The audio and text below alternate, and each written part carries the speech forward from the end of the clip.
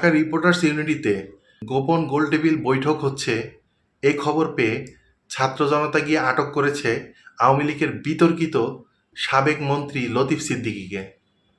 তিনি পাট ও বস্ত্র মন্ত্রণালয়ের মন্ত্রী হিসেবে দায়িত্ব পালন করেছিলেন। 2014 সালে পবিত্র হজ নিয়ে বিতর্কিত মন্তব্য করায় আওয়ামী লীগ থেকে বহিষ্কার হন তিনি। এরপর তিনি স্বতন্ত্রভাবে নির্বাচন করে 6 বার টাঙ্গাইল 4 আসন থেকে সংসদ সদস্য নির্বাচিত হন। কিন্তু যদিও তিনি আওয়ামী লীগ থেকে বহিষ্কৃত হন, কিন্তু আওয়ামী লীগের সব ধরনের কার্যক্রমের সাথে তাকে সবসময় দেখা যেত।